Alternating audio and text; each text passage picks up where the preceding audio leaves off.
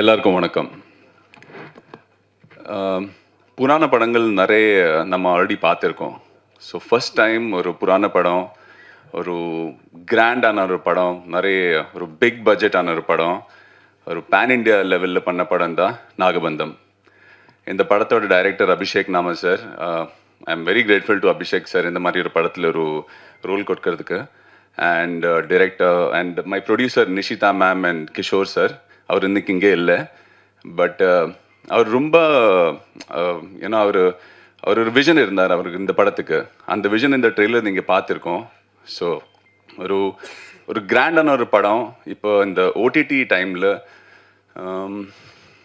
இது இது ஒரு சின்ன ஸ்க்ரீனில் என்ஜாய் பண்ண முடியாது. இந்த மாதிரி படம் நம்ம ஒரு பெரிய ஸ்க்ரீனில் தான் என்ஜாய் பண்ணோம்.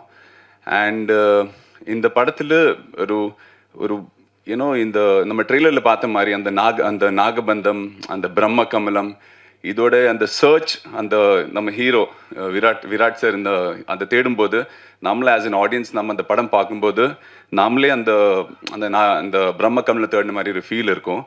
ஸோ எனக்கு ஒரு ரொம்ப நல்ல எக்ஸ்பீரியன்ஸான ஒரு படம். ஒரு பெரிய செட்டு, ஒரு பெரிய ஃபில்ம் அண்ட் நிறைய காஸ்ட் இருக்கு.